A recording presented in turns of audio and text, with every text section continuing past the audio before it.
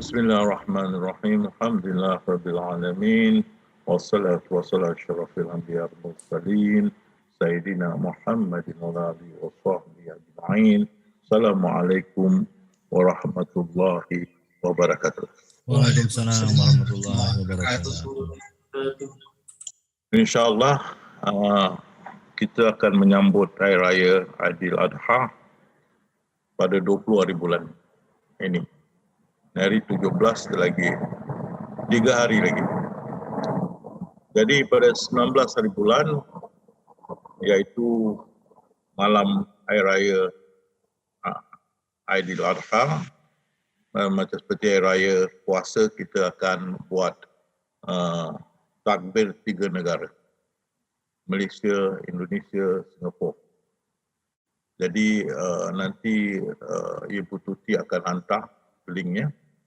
Kita akan bermula jam 9 waktu Indonesia. Dan mintalah semua jemaah masing-masing mengambil bahagian takbir. Seperti kita ingat Muhammad Noor ada takbir. Kalau tak ingat, pegang buku, baca dari buku pun okey, tak ada problem kan. Kalau takut lupa, boleh pegang buku Wan Zainuddin pun boleh. Ya, kalau nak takbir juga, jangan. Kan kita ramai-ramai lah baca, lepas tu nanti insyaAllah kita berdoa semoga Allah jauhkan dan hilangkan pandemik ini daripada Nusantara kita, insyaAllah. Amin ya rabbal alamin.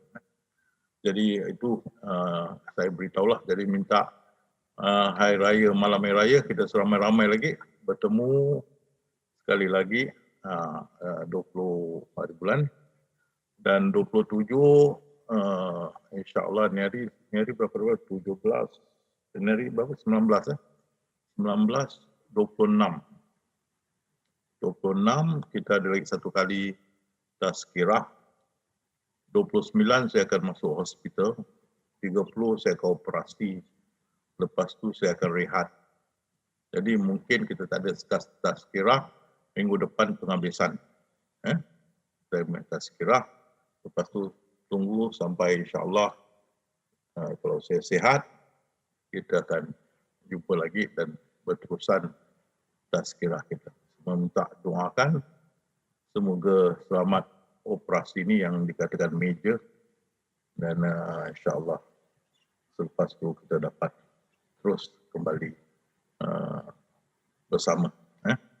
Jadi minggu depan penghabisan, dan minggu depan juga saya harap dapat sampaikan ketuhanan 5 dan 6 ni bersambung dan dapat kalian asas ataupun ada foundation untuk kita berdakwah secara antarabangsa, insyaAllah. Jadi kita ingat kembali ketuhanan 4. Di mana kita sudah mempelajari bila kita lahir, sudah kitab amal kita tunggu kita. Seperti tersangkut di leher kita menunggu kita, dan juga Allah berfirman kita akan ikut ini buku amal kita sehingga hari kebangkitan. Dan bila hari kebangkitan Allah berfirman, maka hendaklah engkau baca buku engkau yang terbuka itu dah cukup hisap untukmu. Dan kita tengok juga semua perbuatan dia sudah tertulis dalam buku ini. Ya, kecil ke besar semua dah tertulis, kadar dan kadar dia sudah ditentukan. Tidak ada perubahan dalam sunatullah Allah SWT. Mana dia dah tetapkan, tak ada perubahan. So Syekh Abdul Qadir Jalani berkata, tak ada pilihan. Kita dilambungkan oleh ombak-ombak takdir ke sana sini, tak ada pilihan. Dan Rasulullah SAW berkata, jangan kata kalau ataupun andainya anda, jangan. Itu menjemput syaitan, menggoda kita. Apa berlaku kata ini suatu ditakdirkan. Ditakdirkan. Dan Rasulullah SAW berpesan, siapa mengatakan dia boleh ubah takdir, tempat dia dalam neraka. Rencana Allah tu teguh, ketetapan dia tidak akan berubah. Jadi suka tak suka, kita kena ikut skrip. Di sini, saya akan masuk lebih dalam lagi minggu depan insyaAllah. Kalau kalian mau sedikit gadget, saya kasih gadget sikit lah nyari. Radio jatuh lah. Bila jiwa kita dikeluarkan di alam azali, dikenalkan pada Allah, itu jiwa orang Islam macam saja ke? Fikir betul-betul.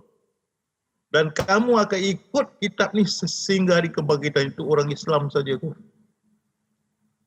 Dan kamu akan masuk ke alam azali, orang Islam saja ke? Kamu akan dibangkitkan, orang Islam saja ke?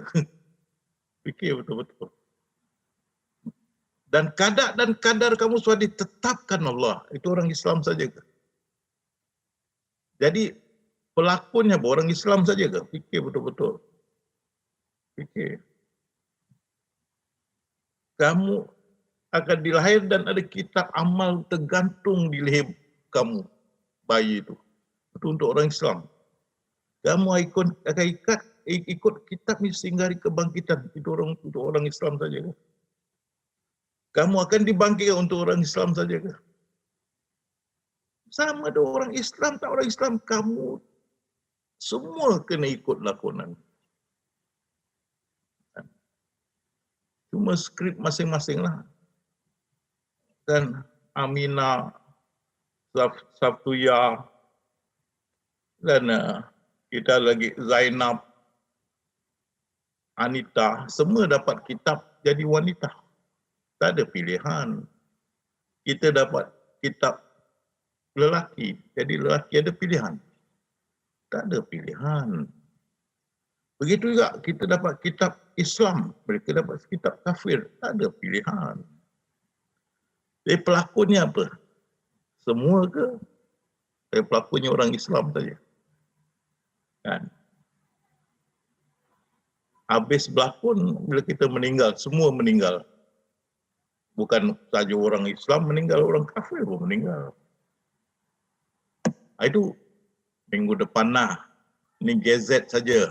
Biar rambut jatuh, fikirkan lah. Ni hari kita mau itu bagian ahli sufi. Jadi bila kita tengok kitab ini ataupun skrip kita boleh tengok 3 pandangan.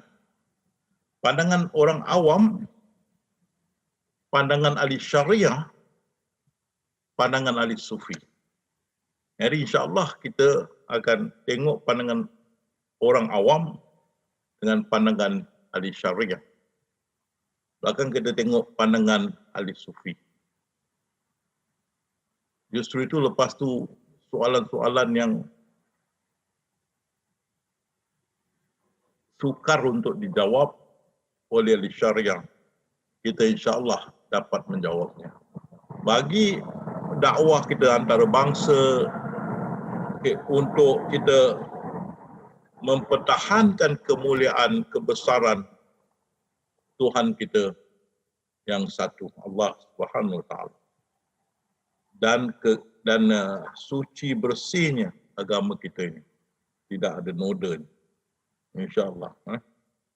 Jadi ini kita fahamkan dari segi orang awam pandangan mereka tentang skrip dan pandangan ahli syariah tentang skrip. Minggu depan pandangan ahli sufi tentang skrip, dan kalian boleh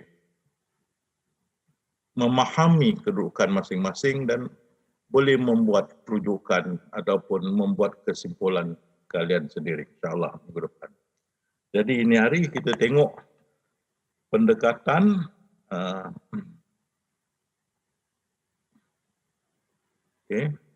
ada 3, orang awam, syariah dan sufi.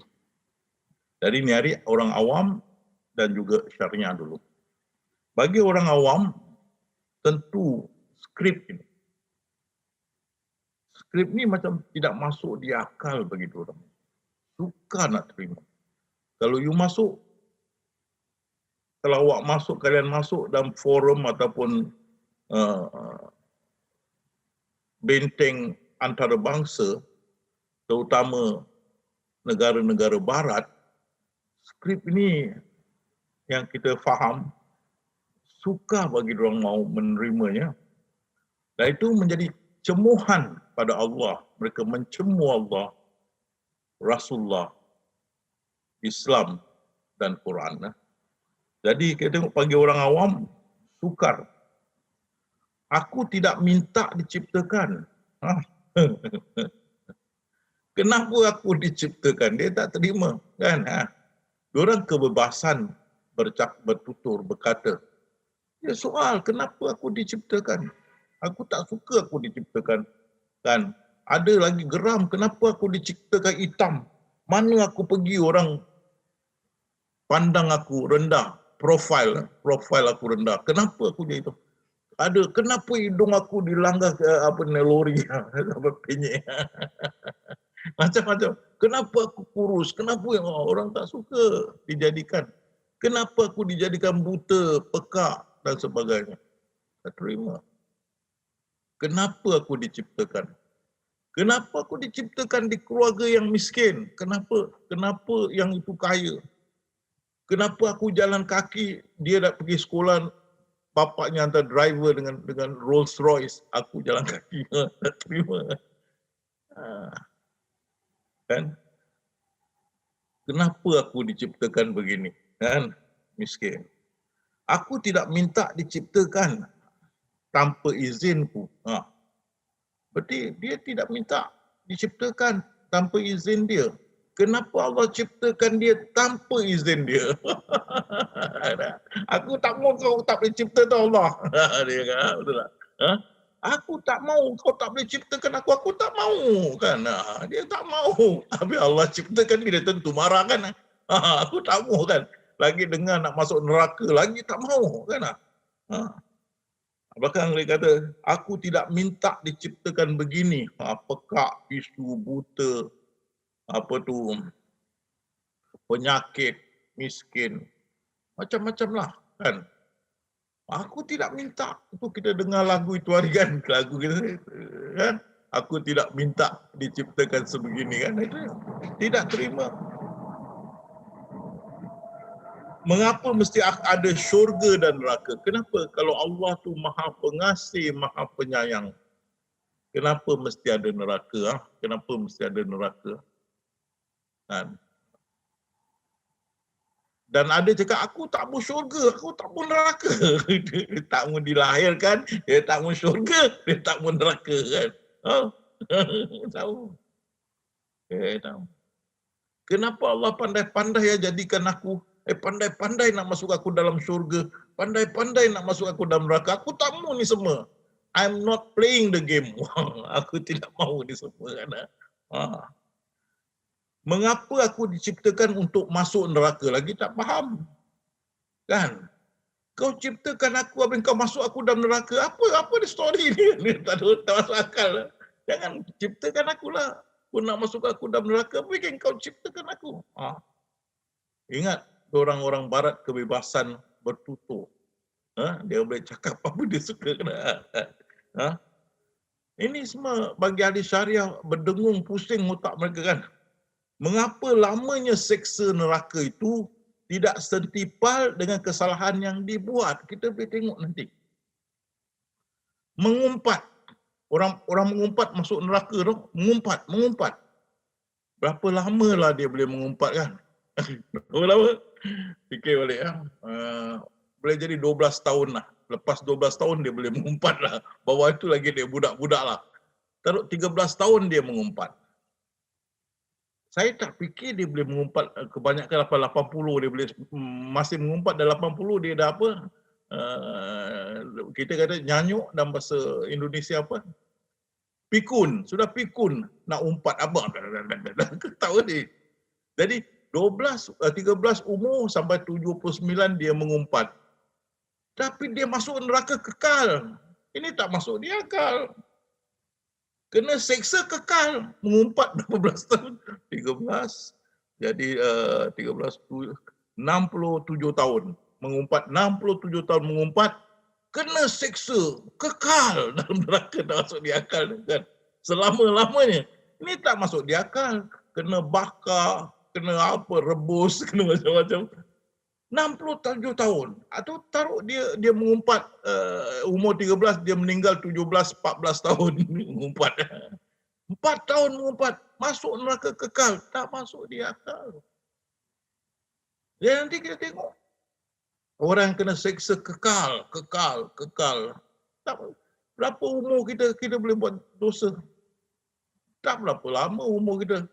Kenapa masuk neraka kekal? Seksa macam mau, tak boleh cakap seksanya kan? Jadi mengapa lamanya seksa neraka itu tidak setimpal dengan kesalahan yang dibuat? Tidak masuk di akal. Kenapa seksa neraka itu sangat zalim sekali? Teruk betul. Nanti kita tengoklah kan. Dia bakar kulit kita, dia jadikan balik, dia bakar lagi kulit kita, dia jadikan balik, dia bakar lagi. Sampai bila mau habis dengan kekal. Kalau semua sudah ditakdirkan, kenapa mesti ada neraka? Ini nanti kau suruh kita buat. Allah yang mengilhamkan kefasikan, Allah yang mengilhamkan ketakwaan. Dalam rukun iman ke-6, baik dan jahat daripada dia. Habis kita masuk neraka, pasal dia ilhamkan kita jahat, jadi jahat. Masuk neraka, tak masuk di akal. Kenapa aku tidak diberi pilihan? Itu kan. Bukan saja kita mesti buat apa dia tetapkan. Pilihan pun banyak. Banyak dulu,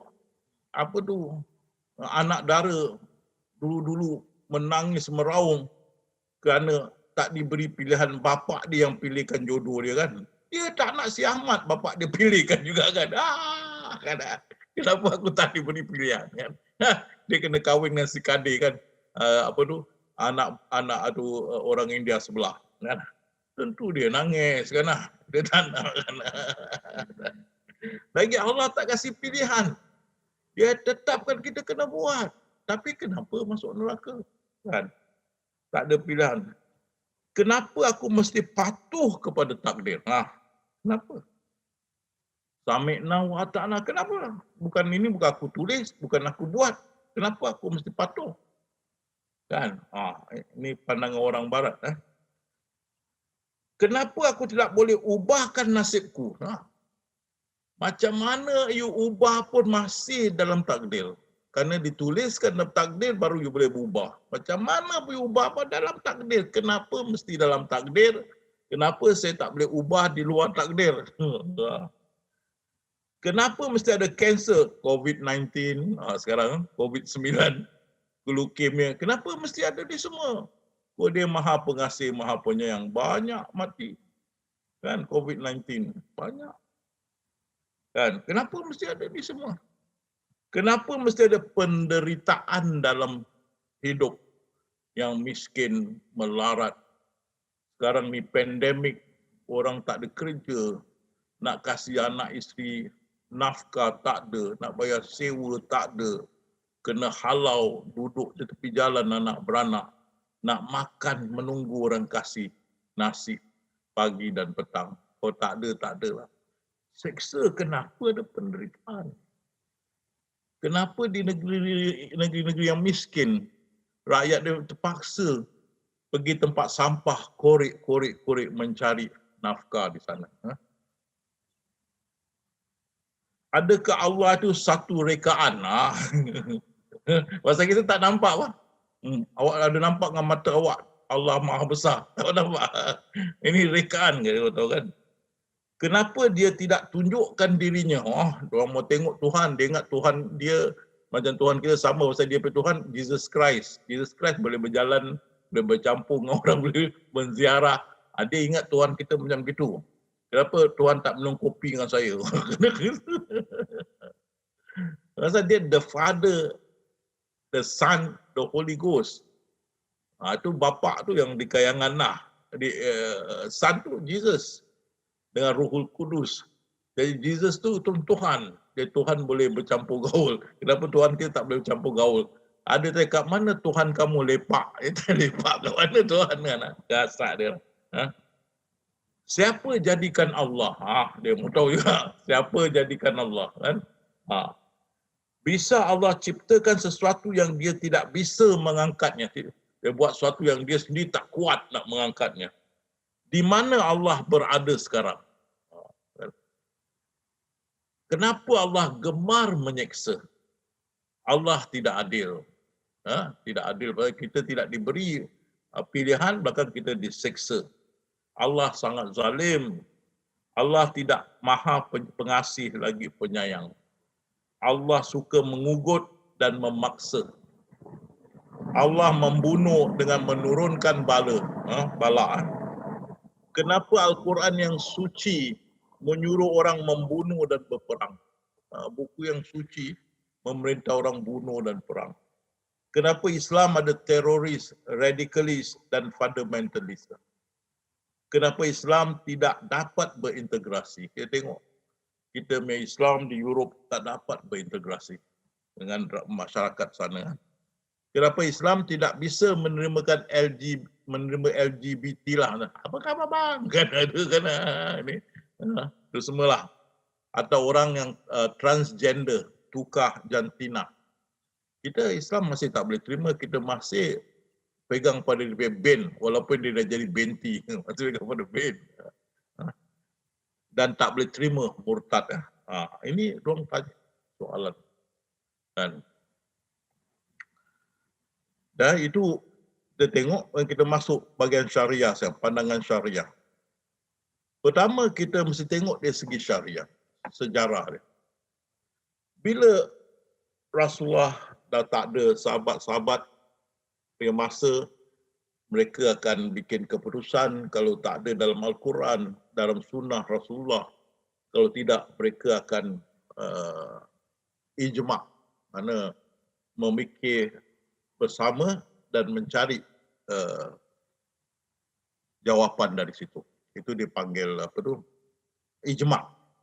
Jadi sepakatan sahabat memutuskan perkara ini begini, ijma'. Kadang-kali dia menggunakan kias. Hukuman satu tu digunakan kepada kes atau kasus yang lain kerana persamaan. Jadi ijma'. Lepas tu bila Rasulullah tak ada dan sahabat-sahabat tak ada, timbul itu bagaimana sekarang? Jadi dulu bila satu sahabat dihantar kepada Yaman, dan Rasulullah tanya dia, kalau kau ada masalah, bagaimana kau uruskan dia? Dia cakap, pertama saya akan pergi kepada Mu'adh bin Jabal. Mu'adh bin Jabal berkata, pertama saya akan tengok dalam Al-Quran. Kalau tidak ada jawapan dalam Quran, saya akan tengok dalam sunnah Rasulullah SAW. Kan? Kalau tidak, saya akan menggunakan ijtihad saya. Kerana saya akan fikirkan dan mencari solusi daripada situ. Jadi kerana sahabat dah tak ada, ijma' kias dah tak boleh lagi, maka ulama'-ulama' bikin fatwa sendiri mengikut ijtihad masing-masing. Jadi banyak fatwa keluarlah dalam negara-negara Islam, macam-macam fatwa keluar, membingungkan. Kadang-kadang fatwa itu terikat dengan politik juga dan sebagainya. Maka justru ulama'-ulama' pada masa itu berkumpul dan sepakat memutuskan hanya 4 fatwa dari 4 imam boleh digunakan. Lain ditolak. Iaitu Abu Hanifah, Hanafi, Syafi'i, Maliki dan Hambali. 4. Mulai daripada itu, umat Islam akan hanya mengikut fatwa yang dikeluarkan oleh ini 4 imam ataupun dari mazhab ini. Jadi timbul mazhab. Dan timbul apa pun masalah, tengok rujuk kepada buku imam ini. Tidak balik kepada Al-Quran, tidak balik pada sunnah Rasulullah dan sunnah sahabat. Tidak balik. Apa pun mengikut buku Syafi'i, kitab Syafi'i, mengikut kitab Hambali. Jawapannya begini. Mengikut kitab itu Imam Maliki, Hanafi, Hambali, Syafi'i, ini imam. Diorang asyik apa pun awak tengok ustaz-ustaz yang balik dari Azhar, Madinah, semua kitab-kitab. Memang fasih diorang dengan kitab-kitab. Tidak balik kepada rujukan asal iaitu Al-Quran, As-Sunnah Rasulullah, As-Sunnah sahabat. Mereka kembali kepada kitab-kitab Syafi'i, Hambali, Maliki, Hanafi dan imam-imam di bawah mazhab. Ini dikatakan taklid.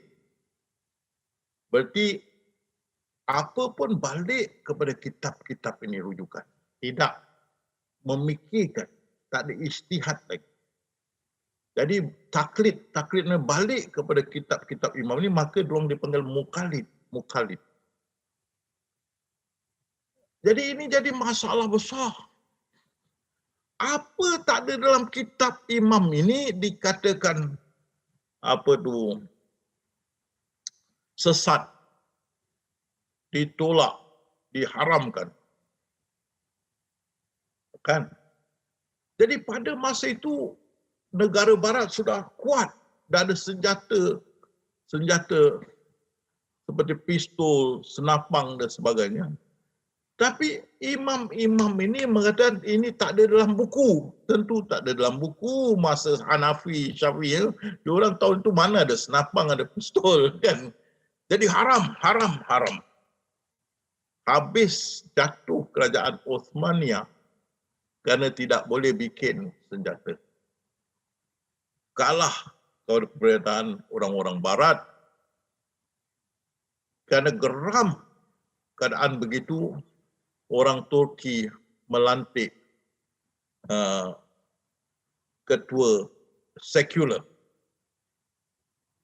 Terus Turki menjadi negara sekular sampai sekarang. Pasal geram dengan ulama, itu diorang lantik Kemal Atatürk. Kerajaan Turki sampai sekarang menjadi kerajaan sekular kerana asyik haram. Jadi diorang tak boleh terima ulama-ulama pada masa itu. Jadi ini ringkas. Lepas tu kerana keras pandangan mereka, tidak boleh bertolak ansur. Jadi kekecohan dengan orang-orang kafir sampai sekarang. Timbul Islamofobia, orang benci pada Islam dan Allah. Timbul teroris, radikalis, fundamentalis.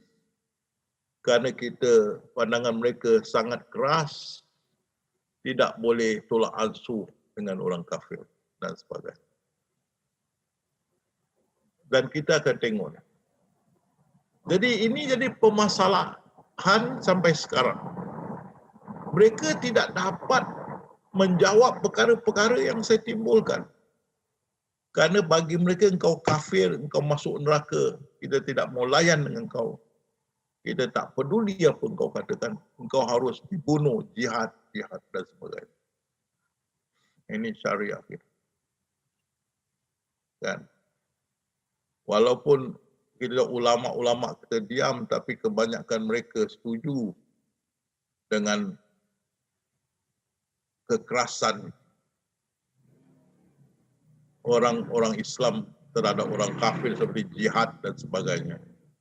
Itu pasal orang barat mengatakan kau bersekumpul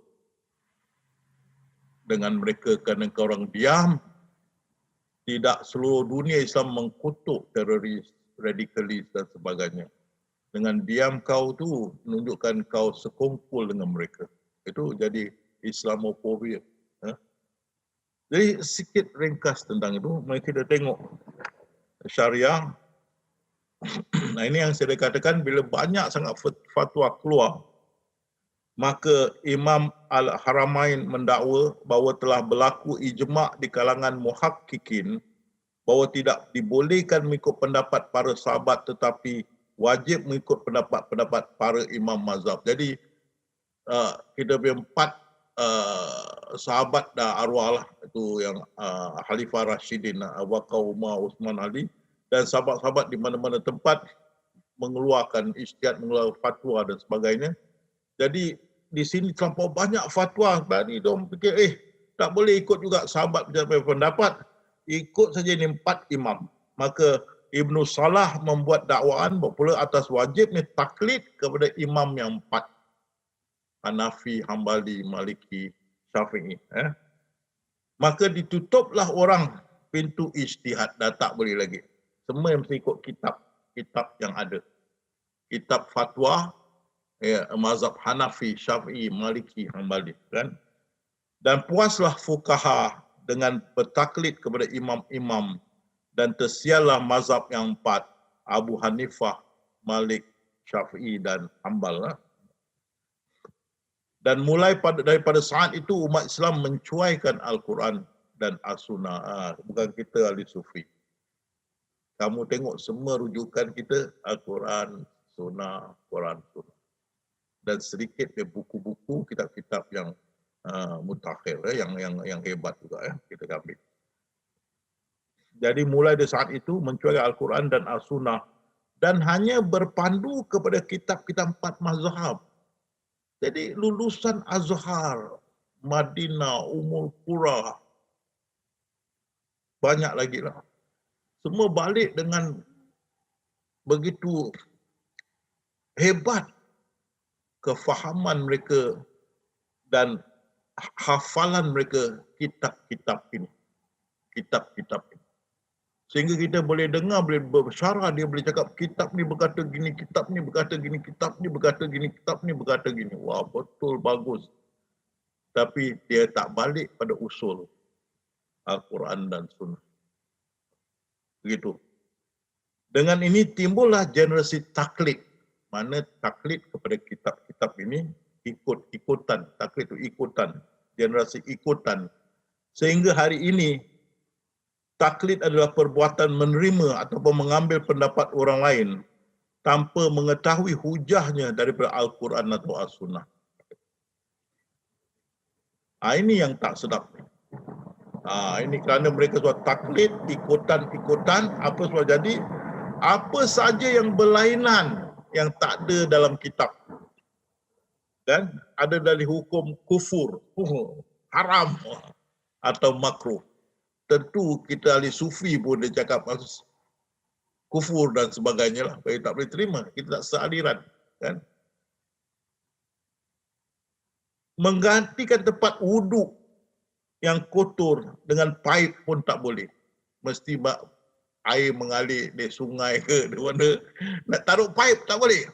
Tak ada dalam kitab. Aduh mak kan. Mengganti tempat wuduk yang kotor tu dengan paip adalah haram. Tengok.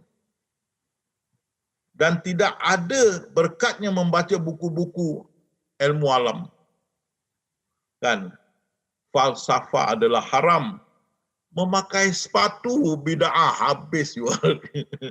Jual pakai sepatu. Kan? Islam pada masa itu hanya pakai selipar atau capal. Ini semua sudah jadi Nasara. Termasuk saya. Kita pakai sepatu. Tak boleh. Saya ingat air raya, saya pergi jumpa model pakai sepatu dengan baju kemeja panjang seluar. Kau nak jadi Nasara? Oh, kena marah. Balik kena pakai baju kurung, pakai capal.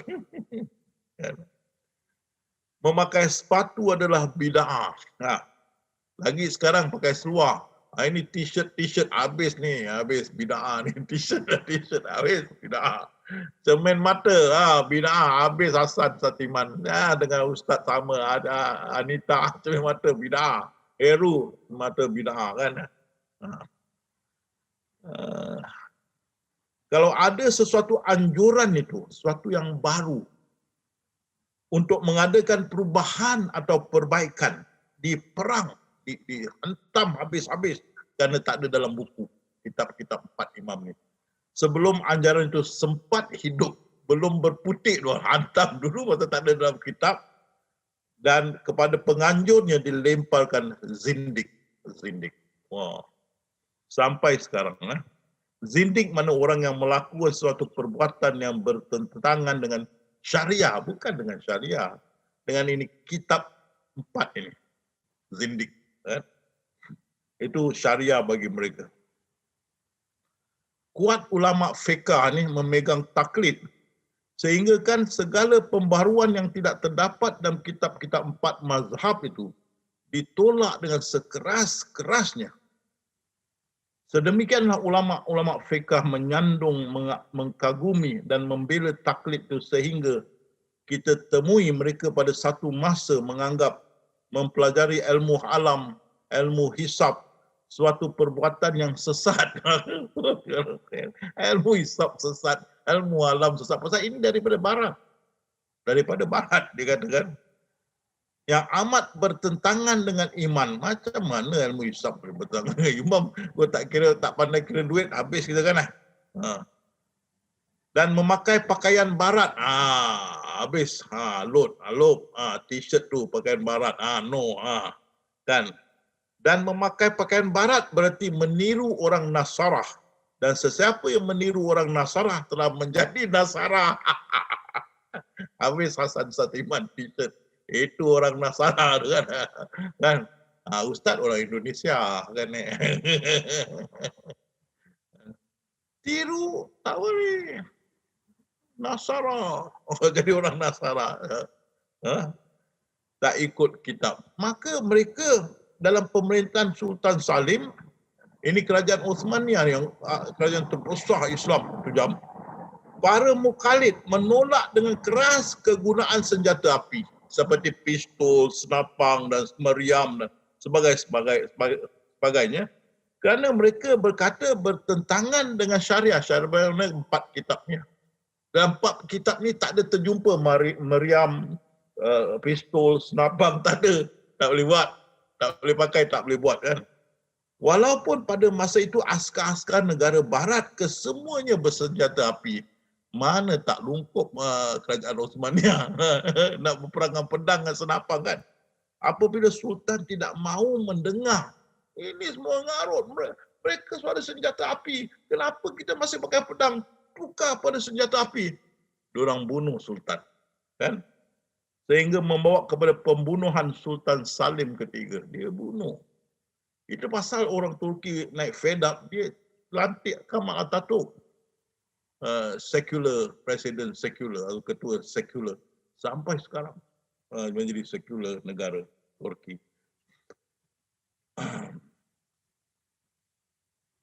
Para mukhalid membinasakan talian telefon. Jadi raja tak boleh kasih perintah pada askar untuk berperang, untuk apa, tak boleh.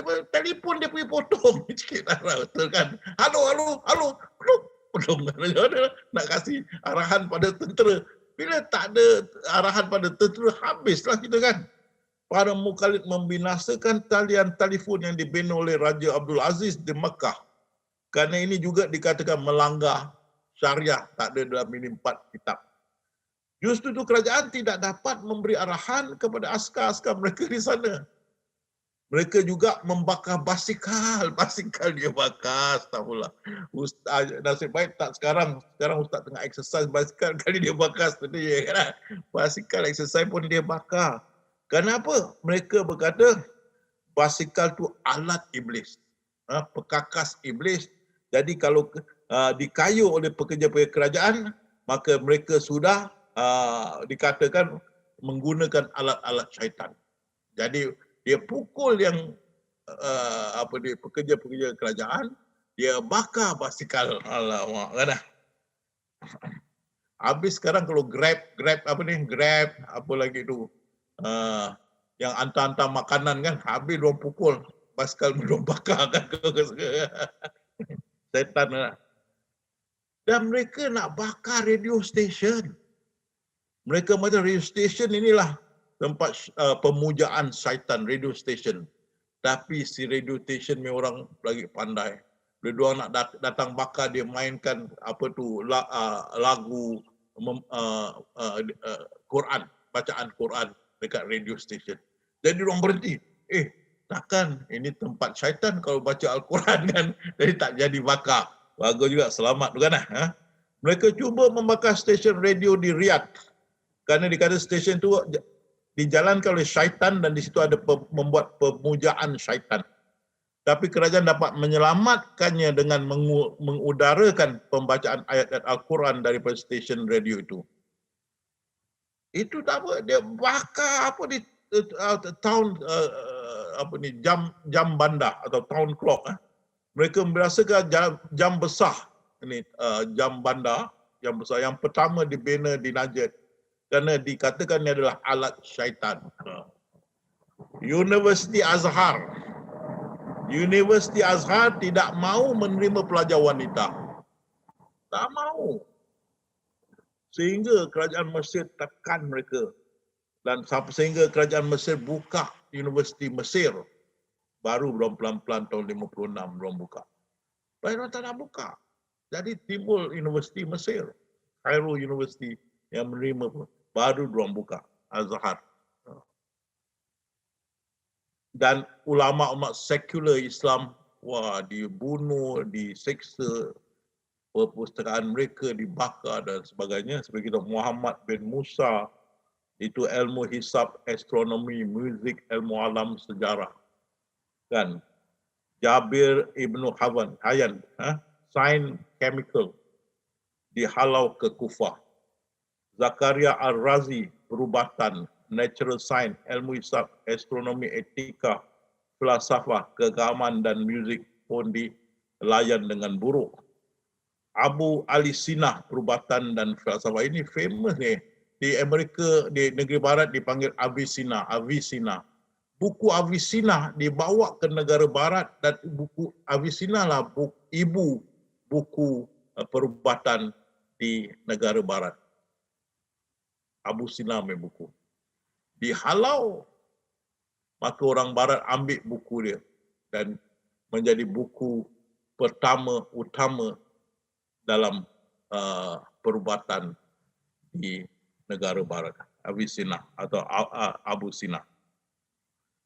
Abu Ishaq Kindi, perubatan, falsafah, ilmu hisab, occult science, astronomi, muzik, logik, didakwa dan kutub kanannya dibakar.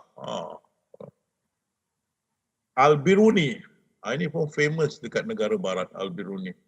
Falsafah, ilmu hisab, ilmu alam, astronomi, fizik dan metafizik. Ibnu Haytham pun famous di negara barat juga. Optik mata, ilmu hisab, fizik, perubatan, falsafah. Ibnu Al-Baitah ni itu botani Al-Baitah, itu dia botanis. Ni pokok-pokok dan sebagainya, dan farmasi. Ibnu Rushd dia pun famous filosofi Ibnu Rushd. Nasir Al-Dintusi perubatan, falsafah, ilmu hisab, sains, astronomi, muzik, logik, keagamaan, mineralogi. Abul Qasim Al-Zakrawi, pakar bedah, perubatan, dilayan dengan buruk, apa mereka pelajaran ditolak dan sebagainya. Jadi teruk tak diterima. Itu kita rugilah sampai sekarang, kita rugi banyak ilmu yang dulu yang orang barat untung, kita yang rugi kepada kita tidak mau menerimanya. Hari ini semuanya sama ada yang melaungkan kehapusan taklid atau yang mengaku dirinya bukan seorang mukallid atau yang mengaku mereka mengikut Al-Quran dan As-Sunnah sebenarnya mukallid. Hanya kita bukan, kita ahli sufi. Kita tidak ikut cara diorang. Kita ahli sufi, kita Quran dan Sunnah. Dan dari situ juga timbul mazhab. Dan bila ada mazhab bergaduh, ya Allah. Kalau di antara mazhab juga terjadi persengketaan sehingga membawa pada pertempuran yang dahsyat, pembunuhan, pencerobohan dan kehancuran. Ini 4 mazhab itu berperang di antara sama sendiri. Dan akhirnya aman, tapi ada yang belum aman, iaitu mazhab Maliki yang ada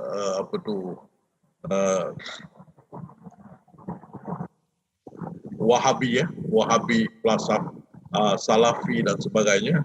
Mereka masih tak boleh terima ahli sunnah wal jamaah dan dibunuh, dikata kita sesat ahli sunnah wal jamaah itu sesat dan dibunuh.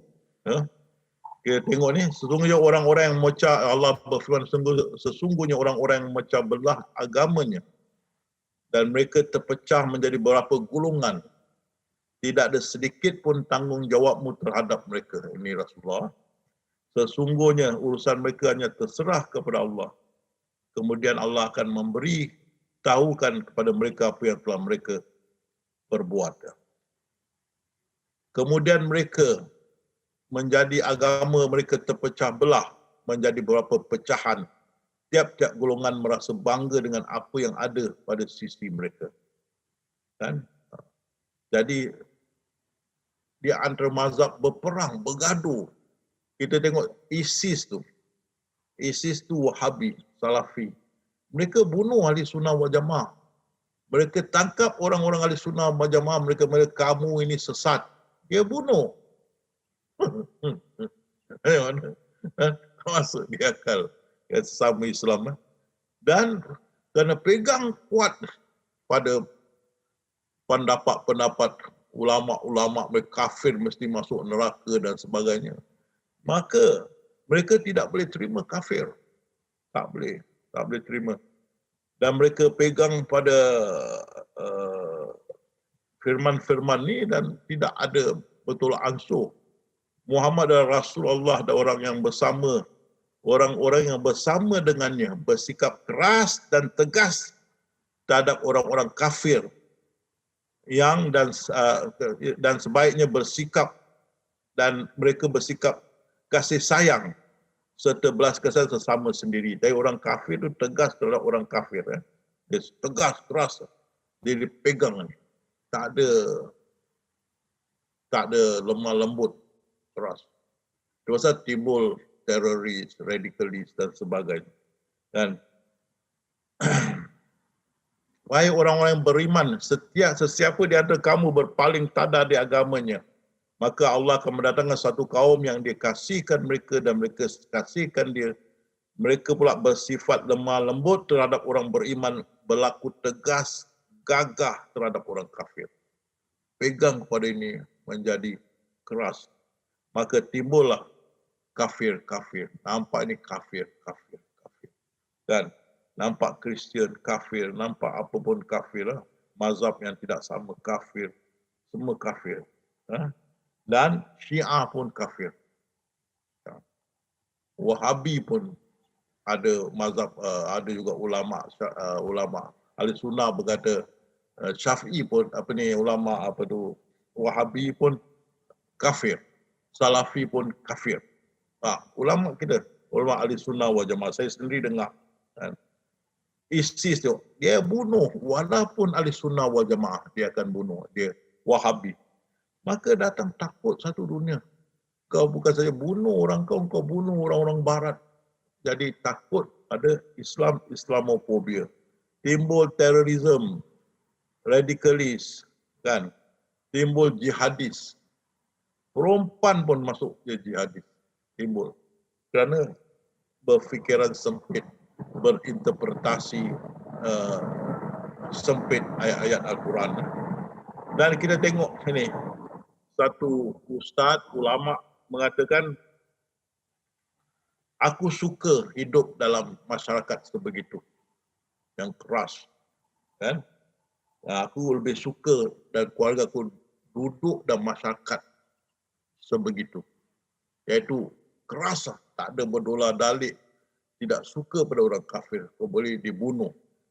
Kerana itu kita boleh tengok di Singapura banyak tindakan diambil terhadap mereka-mereka yang tidak boleh bertolak ansur. Seperti ada ulama mengatakan di dalam election dalam bahasa Indonesia apa ya election pilihan raya Malaysia, dan raya, ulama berkata orang Islam mestilah memilih orang Islam, tak boleh memilih orang kafir. Wah, kan. Maka kerajaan mengambil tindakan. Dan juga Kristian padri mengatakan hentam Buddhism, Taoism, Roman Catholic pun diambil tindakan di sini kerana tidak mau mereka jadi fanatik. Dan juga ulama Islam yang mengatakan Tuhan gajah, Ganesh, Tuhan gajah Hindu adalah itu berhala Ganesh tu yang diberi minum susu adalah perbuatan syaitan, pun diambil tindakan. Kita tak boleh, Singapura tak boleh kita begitu, jadi diambil. Jadi dunia pun tak boleh begitu, tidak aman, kan? Itu pasal Allah berfirman, janganlah kamu maki sembahan-sembahan mereka, kerana mereka nanti akan memaki Allah dengan melampaui batas tanpa pengetahuan. Begitu juga kita tengok seorang Muslim dibunuh anak perempuan dia kerana ada boyfriend Kristian di London.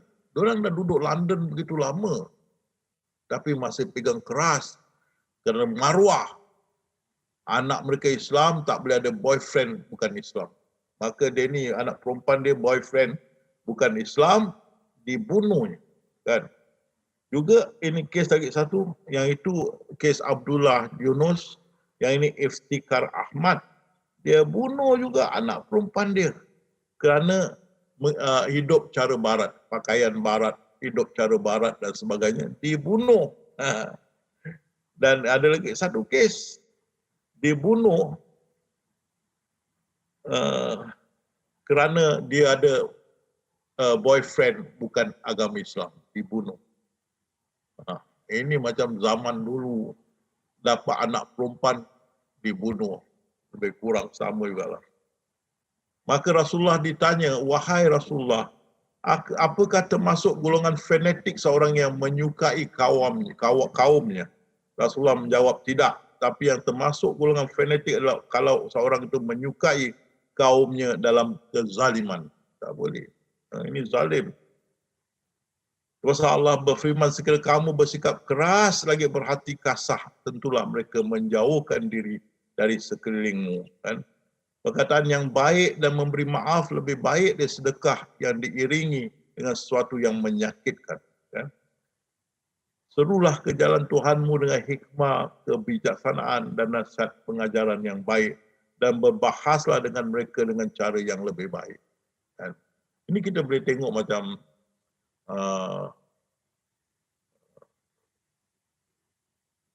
itu apa tu, Zakir Naik. Zakir Naik tengok, dia berhujah. Dengan dia berhujah, banyak masuk Islam. Ini cara dia lah. Bukan tembak, menembak, bom, mengembom, parang, tak ada. Berbahas dengan baik. Maka berbicaralah kamu berdua kepadanya dengan kata yang lemah lembut. Mudah-mudahan dia ingat atau takut. Kan? Tetapi jika mereka membiarkan kamu, mana orang-orang yang bukan Islam berdamai dengan kita, Allah tidak memberi jalan untuk kita membunuh mereka. Tak boleh. Mereka berdamai. Barang siapa yang bunuh seorang manusia, bukan kerana orang itu orang lain, atau bukan kerana membuat kerosakan di muka bumi, maka seakan-akan dia, kerana bukan orang itu membunuh orang yang lain, ataupun membuat kerosakan, kita bunuh dia, seakan-akan kamu bunuh manusia seluruhnya. Itu dia. Dan barang siapa yang melihara kehidupan seorang manusia, seolah-olah dia telah memelihara kehidupan manusia semuanya. Kan? Dan membunuh seorang mukmin dengan sengaja, bunuh si ISIS, bunuh ahli sunnah wal jamaah, bunuh. Maka balasannya jahanam, kekal dia di dalamnya. Kan? Kita adalah umat yang terbaik yang dilahirkan untuk manusia, menyuruh kepada yang makruf, yang baik, dan mencegah pada yang mungkar. Ya. Kenapa kita buat begitu semua? Alhamdulillah segelintir, tidak semua, tapi kita yang semua senyap, menunjuk kita tersekongkol dengan mereka. Pada hari ini orang kafir telah putus asa untuk kalahkan kita. Sebab itu janganlah kamu takut kepada mereka, takutlah kepada Allah. Pada hari ini Allah telah sempurnakan agama kita. Telah cukupkan kepada kita nikmat dia. Telah meredai Islam sebagai agama kita. Kenapa kita nak takut? Ini soal akhir kalam. Allah sudah beri. Islam akan jadi agama sedunia. Kan? Jadi kena fikiran sempit, mereka membentak kafir mesti masuk neraka, masuk neraka. Orang yang bersalah mesti masuk neraka, neraka. Tapi mereka pun tak ada garanti tak masuk neraka, kan? Kan? Mereka jaga orang salah, dia sendiri tak ada garanti tak masuk neraka. Kalau dia tengok yang diseret masuk neraka, bapak dia, mak dia, anak-anak dia suka. Tapi diorang sudah macam tak boleh berfikir waras. Membentak hak. Orang kafir mesti masuk neraka, orang berdosa mesti masuk neraka. Dan mereka berkata Allah tidak boleh berjenaka. Oh. Allah tak boleh berjenaka. Jadi ini gambaran yang diberi. Diiringinya orang kafir ke neraka. Jadi dia pandang neraka, orang kafir semua neraka. Kan? Sehingga keluar, ada ke ibu bapa Rasulullah dalam neraka? Wah, bertimpa. Kan? Ada pun orang yang kafir, maka aku akan menyeksa mereka dengan azab yang amat berat di dunia dan di akhirat. Ini dia. Dia orang pegang ni keras, sekeras-keras. Tak ada longgar, hentam betul-betul. Mereka orang kafir, mereka tuli, bisu dan buta, tidak mengerti seperti binatang. Jadi ini azab yang Allah janjikan. Allah janjikan pada orang kafir, orang munafik. Dia pegang perjanji, Allah berjanji. Itu saya ingat Acom cakap dengan saya, Acom itu hari. Ini satu jemaah bertanya, kan Allah dah berjanji orang kafir mesti masuk neraka. Acong cakap, dia janji pada siapa? Itu saya ketawa. Kan? Dia janji pada siapa? Betul tak? Berapa wujud kan dah? Allah berjanji mesti orang kafir masuk neraka. Acong cakap dia janji pada siapa? Siapa yang ada? Kan? Mana dia? Orang? Dia tak faham. Jadi keras-kerasnya. Kan? Jadi kita tengok tu, itu semua pasal neraka lah. Orang kafir masuk neraka, masuk neraka. Orang kafir akan dibuat pakaian api neraka, disiram dengan air yang mendidih atas kepala mereka, perut mereka hancur kerana minum air yang mendidih tu, kulit mereka hancur. Wah, betul seksa teruk. Kan? Ini semua dia orang pegang keras lah ayat-ayat ni supaya orang kafir mesti ni dah janji mesti masuk neraka, mesti mereka teruk kena hentam di neraka. Wah, dia orang pegang pada ni, tidak ada apa tu, tolak ansur. Awak baca ni ayat-ayat neraka, bagaimana diseksa mereka lah. Jadi saya tidak akan, semua banyaklah pasal neraka, seksa neraka, baca sendirilah kan. Belakang ada yang berpegang pada hisab. Allah berfirman, dan orang-orang yang paling dahulu beriman, mereka lah yang dahulu masuk syurga. Ini orang-orang daripada yang muhajirin dan ansar yang mengikut Rasulullah hijrah ke Madinah, dan orang ansar yang menerima mereka. Inilah orang-orang yang dahulu yang akan masuk syurga tanpa hisab. Segolongan daripada orang-orang terdahulu dan segolongan kecil dari orang kemudian. Orang-orang dahulu orang yang banyak yang terdahulu masuk syurga tanpa hisab, sedikit daripada kita, dan sedikit ni dari golongan ansar dan orang-orang daripada itu muhajirin, ini sedikit. Yang ramai tu yang masuk syurga tanpa hisab adalah orang-orang ataupun umat-umat lama. Tentulah berbanyak 123,999 banyak sangatlah nabi-nabi dengan diorang punya pengikut dulu-dulu. Ini yang masuk syurga tanpa hisab. Dan Nabi Nuh, Nabi Ayub, Nabi Shu'aib. Ini. Kebanyakan dari mereka masuk syurga tanpa hisab, sedikit dari umat Muhammad. Sedikit. Siapakah sedikit ni? Ini dia. Orang-orang yang terdahulu lagi, yang pertama-tama masuk Islam, di antara orang-orang muhajirin dan ansar. Dan juga orang yang mengikut mereka dengan baik. Amal ba'du. Mengikut mereka dengan baik. Berarti ini kita dikatakan ahli sunnah wal jamaah dan sebagainya kan.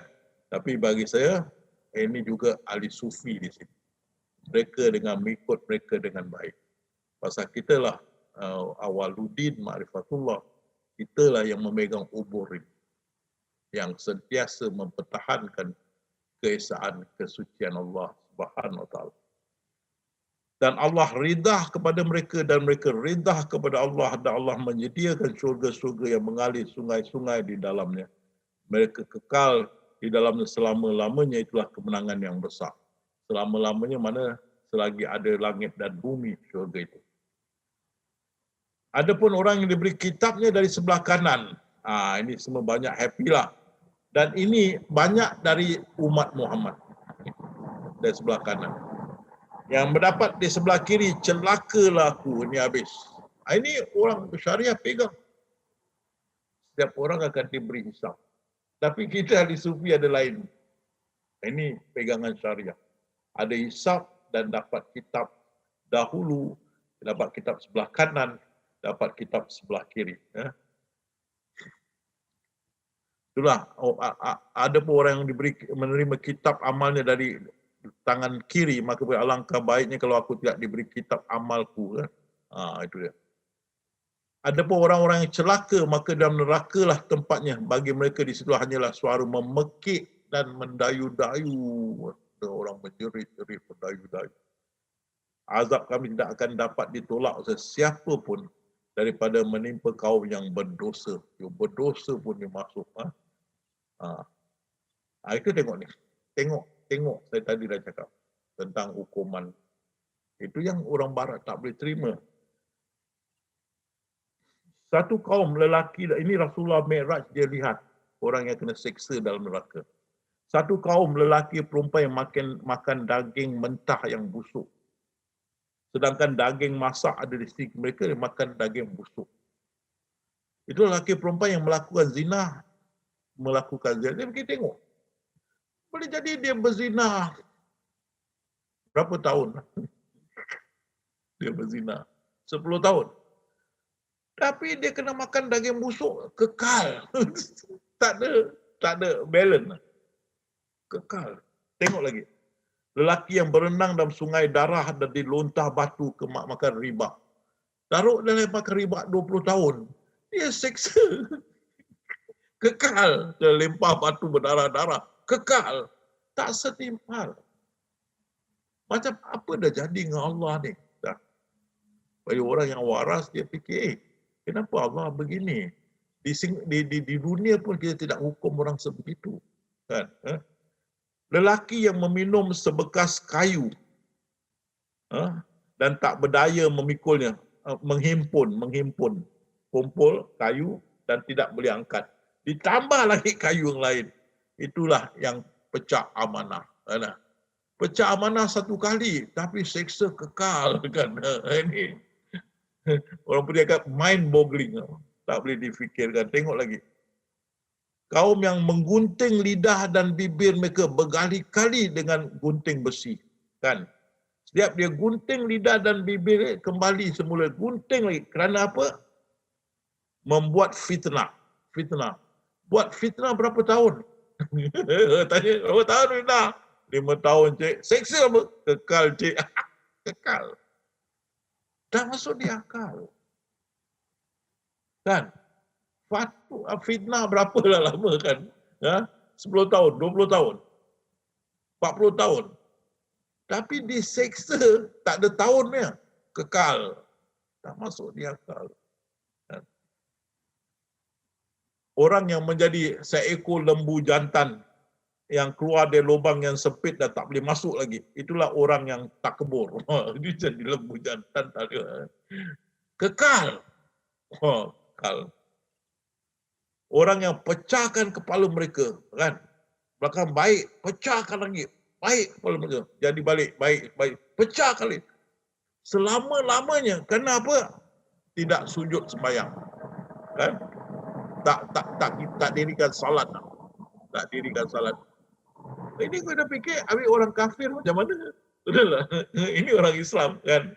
Dia tak salat. kepalanya dipecah. Orang kafir tak pernah salat macam mana? Betul tak? Ha? Ha? Jadi kekal selama-lamanya. Kalau orang Islam dah kena ini, orang kafir lagi macam mana? Sekumpulan yang hanya menutup kemaluan mereka dengan secebis kain dihalau seperti binatang, makan bara api dan batu dari neraka jahanam. Inilah yang tak keluar zakat harta. Allah, parah. Kan? Zakat harta.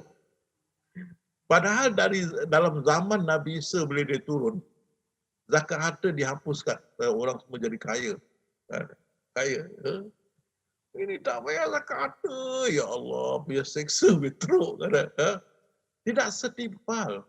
Kalau kita, Allah mau kita adil, dan Allah pun mesti adil. Kalau kita tengok, mana keadilan? Dosanya tidak begitu besar, tapi siksanya kekal. Mana keadilannya tak setimpal. Dosa 20 tahun, siksa, wah, kekal. Itu orang barat timbulkan. Kan? Habis tu tengok wanita, yang banyak dalam neraka wanita. Jadi satu wanita menulis, kenapa tidak saya diberi pilihan ya? Saya benci jadi wanita lah. Dahlah jadi wanita kena jaga suami dan anak-anak semua. Lepas tu kita pula masuk neraka. Tak terima dia. Kenapa tak ada pilihan? Kan? Wah, tengok ni. Wanita penghuni neraka. Wah, poster kan. Ha. Macam mana ni? Wanita teruk-teruk kena.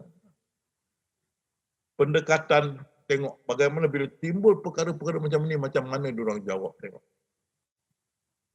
Ini diriwayatkan bahawa Imam Abu Hanifah semasa berumur 10 tahun. Belakang satu orang kafir suruh naik satu pentas. Dia beri 3 soalan. Ulama tak boleh jawab.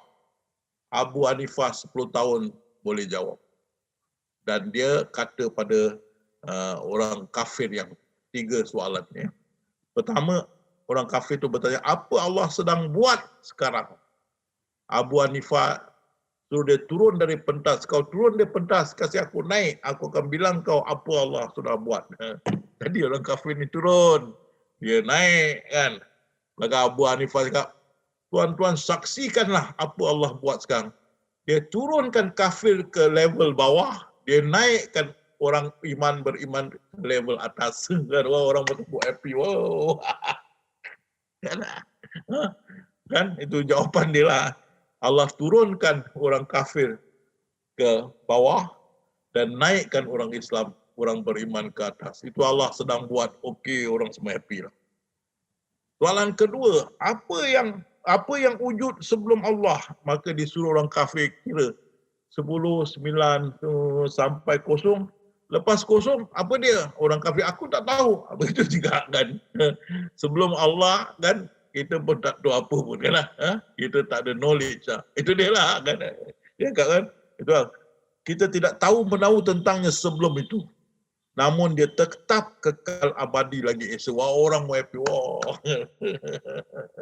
Ini ahli sufi berpendekatan. Bukan. Ahli syariah berpendekatan.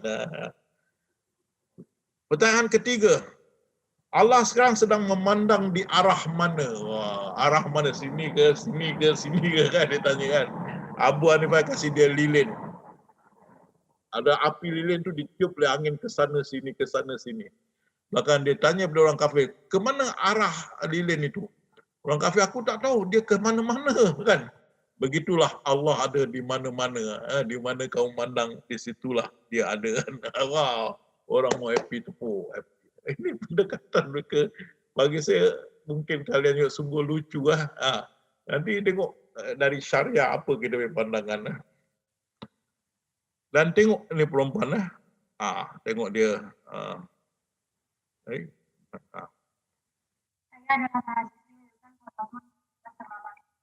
Ini syariah jawab.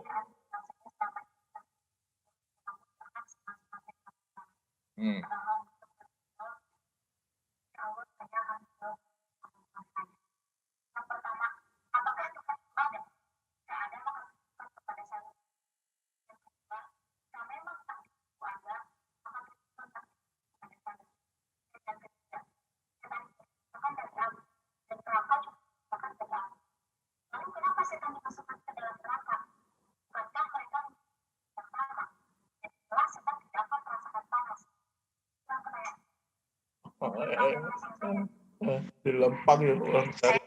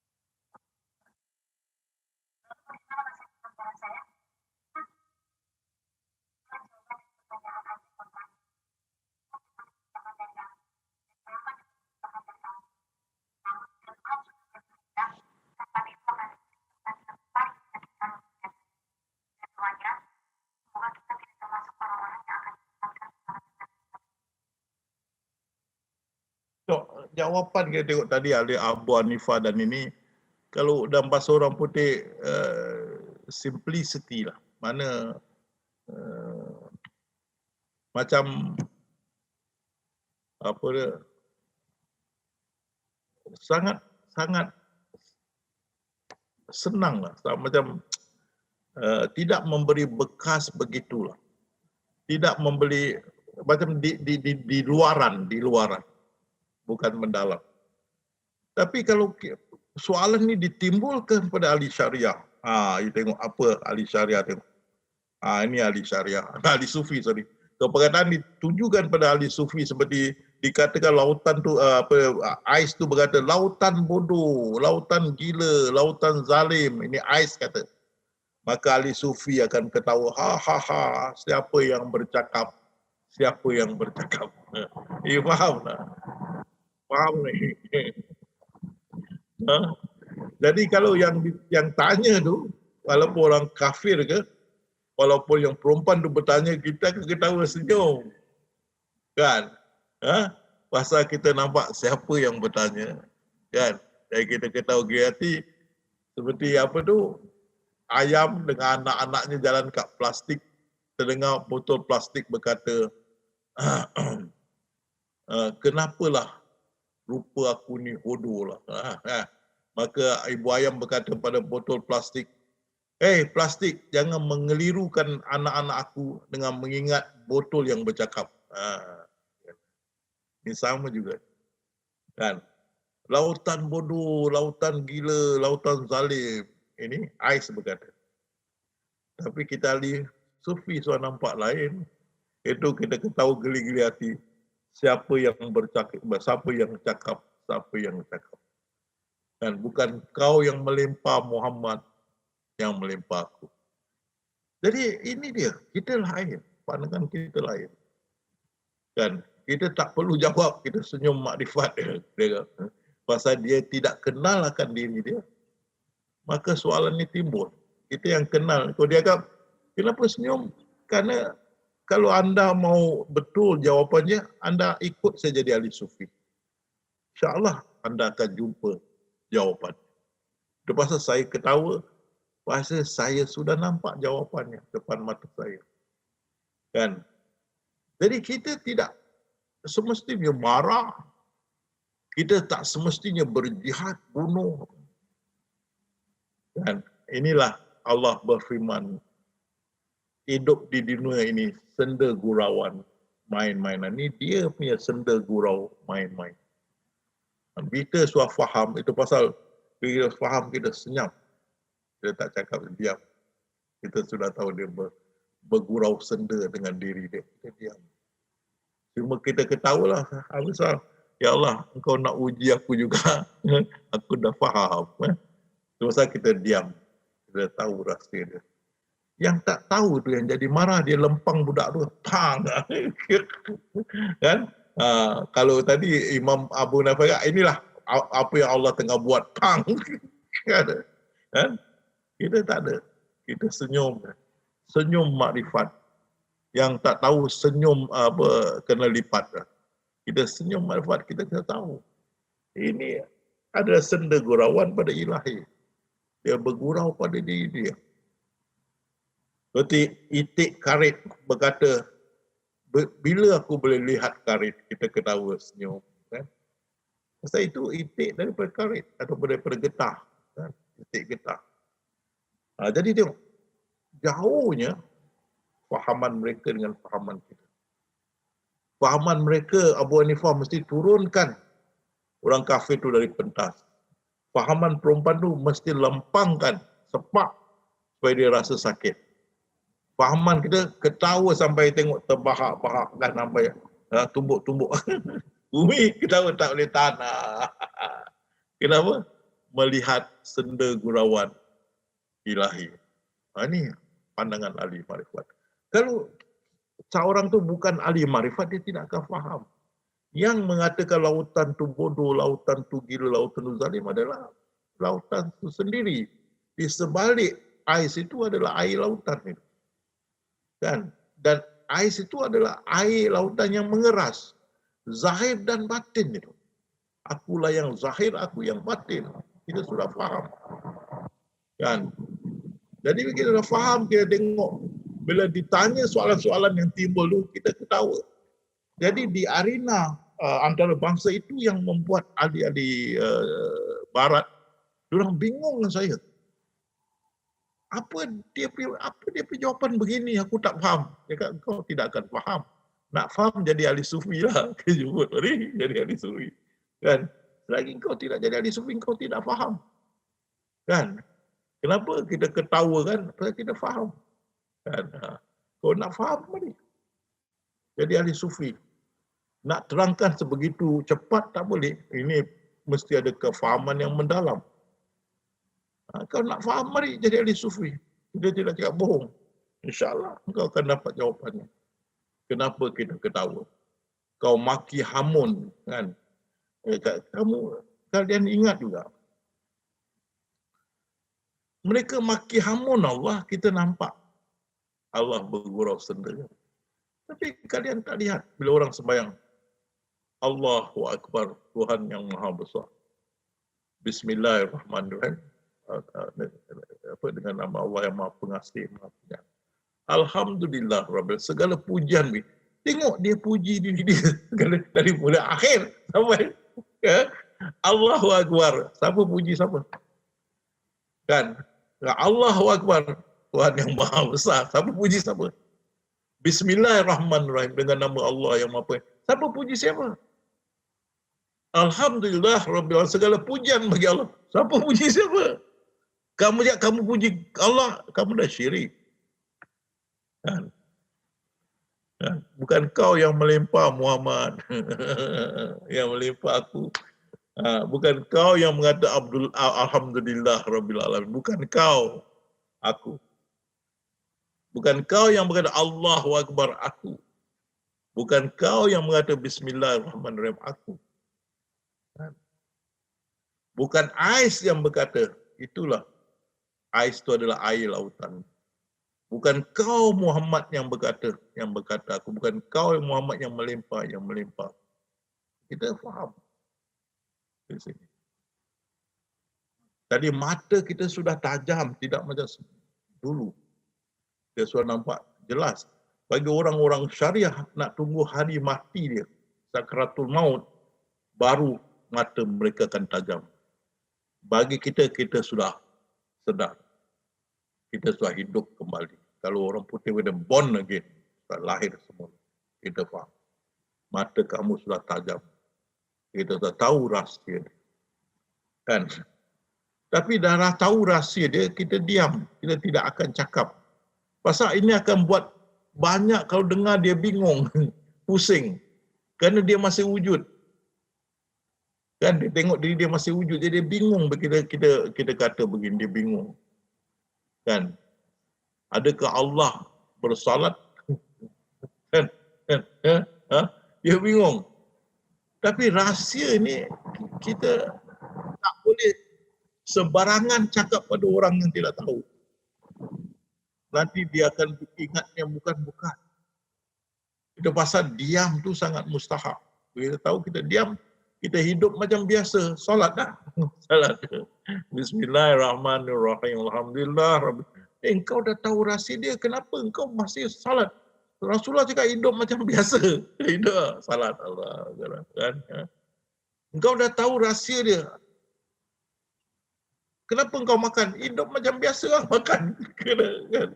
Dah tahu rahsia dia tak nak makan. Kan? Makan. Hidup macam biasa. Kalau dah tahu rahsia dia tu salat, dah tahu rahsia dia jangan makan. Baru innalillah kan. Jangan minum. Tak boleh. Dah tahu rahsia dia itu di antara kita sama dia. Dia dah tahu rahsia dia. Simpan rahsia dia. Hidup macam biasa. Berarti makan, minum dan sebagainya. Dan itulah lauh mahfuz. Dah dituliskan. Itulah lauh mahfuz kan kita. Kan? Jadi jangan ingat keadaan, jangan sewenang-wenangnya mengata kita tidak wujud ke orang tidak faham. Jangan. Bagi yang sudah faham, itu pasal kita boleh ketawa. Bila orang maki hamun Allah, kita ketawa. Kenapa kau tak ambil action? Kenapa nak ambil action? Kita dah tahu kan. Begitu juga Allahu Akbar. Bismillahirrahmanirrahim. Wah, dia tu salat dia bukan main sedap lah. Kita jangan kau pandang kat mana tu.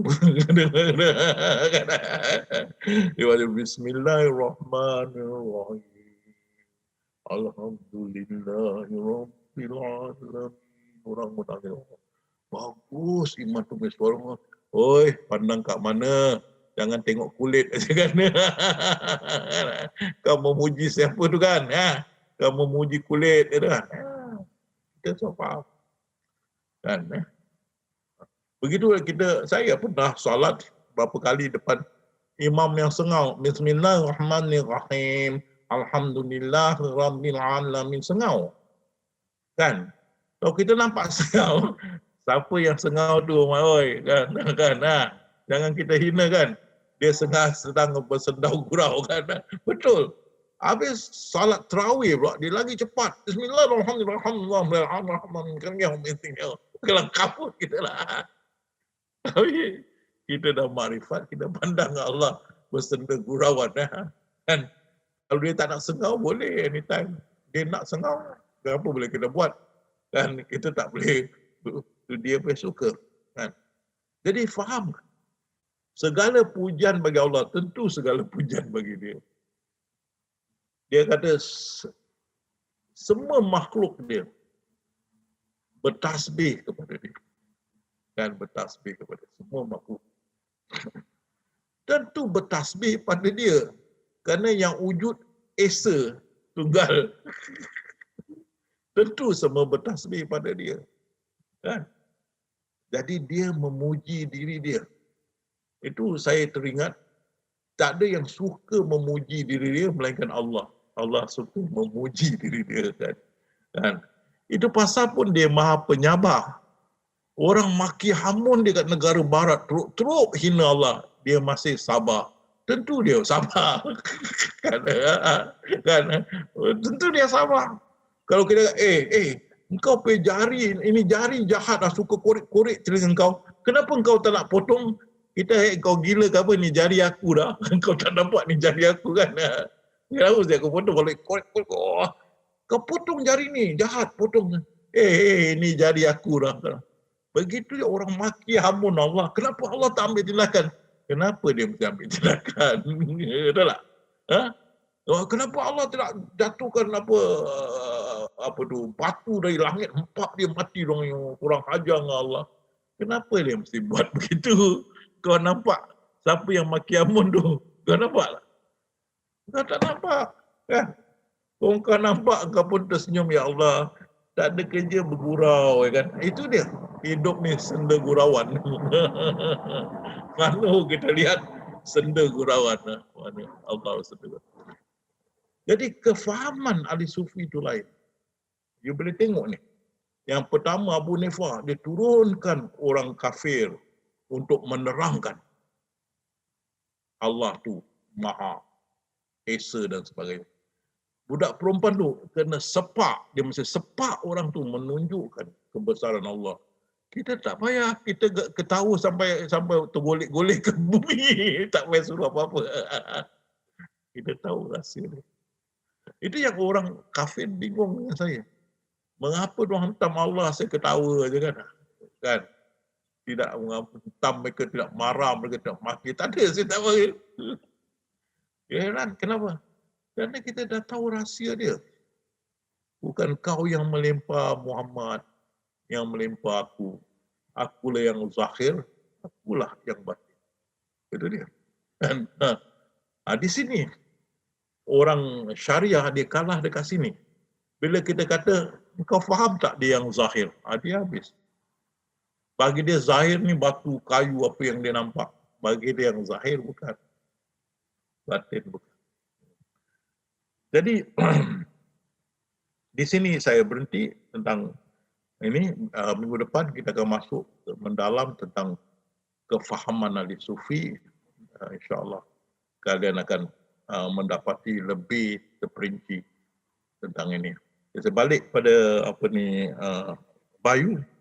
Semoga ada apa-apa taklimat tentang kita punya khutbah malam hari raya ini, dan juga ada apa-apa pertanyaan. Balik pada Bayu. Terima kasih. Baik. Alhamdulillah, saya terima kasih atas kuliah ahli sufinya malam hari ini. Baik, sahabat-sahabatnya, kita akan masuk ke sesi pertanyaan seperti biasa. Sahabat semua bisa melalui chat, nanti kita sampaikan kepada Ustadz, kemudian yang ada di room, yang ingin bicara langsung dengan Ustadz, bisa juga nanti raise hand, nanti kita persilahkan untuk bertanya secara langsung. Baik, silakan. Ada soalan-soalan atau pertanyaan seputar skrip atau materi lain dan sebagainya? Ada?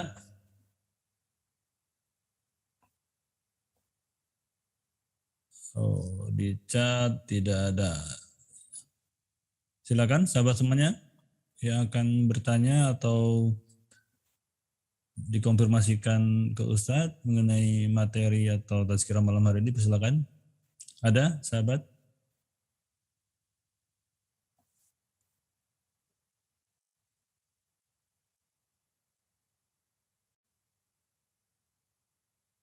Tak ada nampaknya Ustadz. Wah, mungkin sudah paham semua. Paham Alhamdulillah. Anggulia nak cakap. Oh, ada, silakan Kak Anggulia, silakan. Assalamualaikum Ustaz. Waalaikumsalam. Ustaz, macam mana Ustaz nak spread Sufi Center? How you going to spread the Sufism? Ini tak ada masalah. Kita sudah ada yayasan kita di Jakarta, Yayasan Ma'rifatullah Sedunia atau YAMAS. Ya. YAMAS mereka semua, saya punya syarahan tazkirah semua ada dengan YAMAS, buku dan sebagainya. YAMAS pun adalah naungan 3 negeri. Dan kita dah kenal pasti mereka yang boleh menjalankan tazkirah ahli sufi dan sebagainya, dan kita pun sudah buat beberapa penyelidikan. Dan YAMAS ada banyak cawangan di Indonesia dan di Malaysia, dan juga kita boleh adakan di Singapura. Jadi di cawangan-cawangan ini insya-Allah akan diuruskan center untuk mengajar ahli sufi. Kita dah turun ke Batam berapa lama dahulu, sebelum ini pandemik. Kita sudah berdiskusi dengan sahabat kita Zainul di sana. Dapati sewa di sana murah, seperti tiga level bangunan, $100 Singapura sebulan. 600 3 lantai kan. InsyaAllah kalau itu kita boleh ambil 5 tahun pun boleh. Pasal setiap syarahan kita ataupun kita seminar kita buat di situ, dah boleh cover satu kali boleh cover sampai 3 kali sewa itu. Dan ini ada pengalaman kerana kita di Singapura, Marhamah dengan Nasir sudah menguruskan ini seminar di Singapura, di IPA. Mm-mm. Dan kita dapati daripada seminar kita dapat koleksi yang dapat cover kita sewa sampai berbulan-berbulan. Boleh. Ya. Jadi tak ada masalah. Ya. Susunan itu apa tu ahli sufi itu insyaAllah itu akan dibereskan. Buku-buku saya pun dah ada dan kita ada jabatan ahli syariah di Yamas untuk supaya menjaga tidak terkeluar kita daripada apa yang Rasulullah berkata kalau ada masalah Quran dan sunnah kan, dan sunnah sahabat yang dapat petunjuk, insyaAllah. Jadi kita tengah tunggu pandemik lah sebelum kita dapat teruskan pandemik suatu pun Allah suruh berehat dulu jangan kerja. Nanti habis insyaAllah kita akan duduk semula siap untuk digunakan pada ahli-ahli Sufi Center ini. Dan Ibu Tuti Yamas, Mas Agus, Pak Deka, Pak Mansur dan banyak lagi itu Bayu dan pun ada kan. Mereka dan insyaAllah kita akan menentukan siapa yang akan mengajar dan taraf-taraf ini di ahli Sufi yang akan datang ahli Sufi Center. InsyaAllah akan berisi. Ustaz akan ajar tak Ustaz? Doakan saya dipanjangkan umur. Amin. Amin. Operasi saya tidak menjadi sesuatu yang fatal. Saya panjang umur. Allah Ustaz. Saya tidak mengajar, saya supervise tapi saya ada seminar. Untuk pelajaran ahli Sufi dalam seminar saya lah. Sebulan sekali seminar untuk semua lah. InsyaAllah Ustaz. Ada mungkin seminggu 3 kali ke tengok. Yalah. Ahli Yamas akan jawatan kuasa Yamas akan memikirkan. Ya Ustaz, kesihatan Ustaz utama Ustaz, jangan bimbang. Kesihatan Ustaz utama, jangan bimbang. Saya minta kita doakan sihat. Semoga dengan doa semua insyaAllah. Ustaz banyak lihat. Baik. Terima kasih Ustaz. Terima kasih. Ya, terima kasih. Banyak Ustaz. Deka. Pak Deka, silakan Pak. Ya, Assalamualaikum Ustaz. Assalamualaikum. Ustaz, saya ingin dapat tuntunan dari Pak Ustaz begini. Kan kita sudah paham ya bahwa kita adalah tidak wujud. Ya. Kita sudah paham itu. Nah, tapi nanti ya saat kita beraktivitas umpamanya di Yamas gitu ya, itu membutuhkan suatu aktivitas lain bahwa kita adalah khalifah, kita adalah apa gitu misalnya. Nah, switch antara itu tuh bagaimana itu Pak Ustaz? Itu yang jatuh dalam kumpulan hidup macam biasa. Oke. Jadi jalankan tugas macam saya kan. Saya kena mengajar. Tapi saya tahu saya yang bukan mengajar. Ya. Di minda saya tahu. Jadi saya tak boleh mengaku aku mengajar, aku pandai. Tak boleh, tak wujud. Pasal Pak Deka kenal saya dari berapa tahun sudah. InsyaAllah lah. Saya tak ada beza saya dulu dengan sekarang sama juga lah. Pak Deka mau duduk tepi jalan minum kopi pun saya bisa. Kan? Ya. Itu tidak wujud. Kita sudah faham. Jadi kita dalam minat seperti Pak Deka dihantar ke Europe kerja. Di Europe, di Switzerland, di Sweden, di Norway, di Holland, di Belgium. Ya, kerja. Tapi Pak Deka mesti ingat Pak Deka adalah rakyat Indonesia. Betul tak? Ya. Ada begitu. Dalam sini, macam mana aku makan dengan orang putih, orang barat, makan minum kan? Tapi aku tetap Indonesian. Macam mana aku tak wujud. Jadi kita tak boleh mengaku apa juga kita punya. Kita tak ada. Tidak ada milik. Begitu. Ya. Jadi itu semua ingat. Ya. Okey. Ya. Ya, alhamdulillah betul. Oke. Ada lagi yang bertanya. Ini kebetulan di chatroom rupanya ada beberapa sahabat baru, Ustadz. Jadi yang bertanya dari Bang Syafi Mustafa. Ya Mas, Malaysia ada di mana? Nah, mungkin nanti bisa berkoordinasi dengan Bang Azri ya. Bang Azri Acong ada di atas, nanti bisa kontak secara private, nanti beliau bisa menjelaskan mungkin di mananya. Yamas Indonesia boleh kontak Asri. Yamas Malaysia, Ustaz. boleh kontak Marhamah.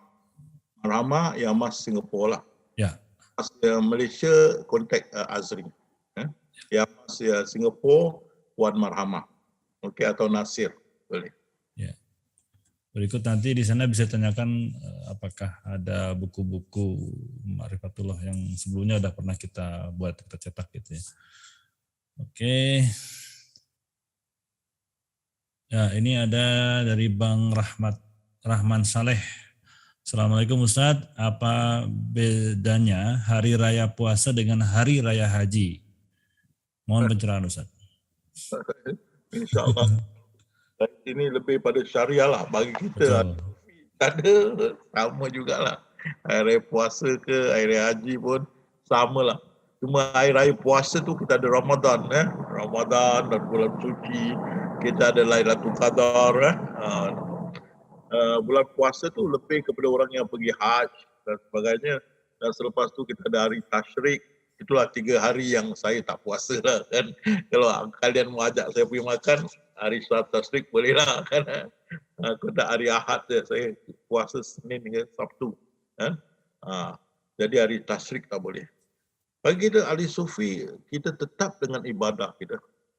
Malam bangun berjaga, siang puasa, ada yang banyak baca Quran dan sebagainya lah. Kita zuhud, tidak terlampau materialistik, selalu kita ada lebih bersedekah, kita sentiasa ingat pada Allah, takut kepada Allah, kita pegang Al-Quran dan sunnah sahabat yang dapat petunjuk daripada terkeluar daripada Islam. Kita tidak pegang pada buku mazhab lah ke, tapi kalau kita nak pegang pun boleh, tapi kita tidaklah mukhalif. Jadi bagi kita sama jugalah, tak ada beza ahli sufi.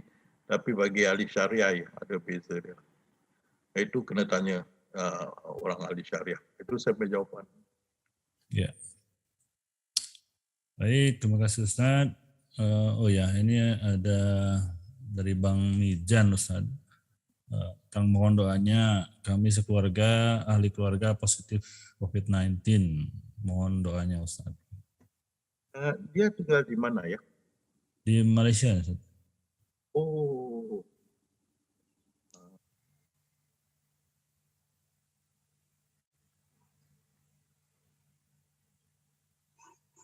Nanti suruh dia kontak dengan Acong. Nanti saya akan berhubung dengan Acong tentang. Ya. Nanti suruh dia kontak Acong. Lepas ini saya akan kontak Acong apa nak dibuat. Dia orang Malaysia ya? Ya betul. Okey.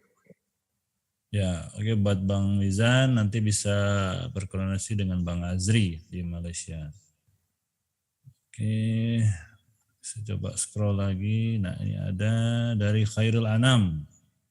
Assalamualaikum Ustadz, apakah cahaya yang semula jadi itu ketika nampak dalam kita zikrullah itu sangat terang sekali? Apakah cahaya yang semula jadi ini yang bagi belum faham dikatakan bahwa itulah Nur Muhammad, sedang kita dah tahu bahwa itu bukan Nur Muhammad.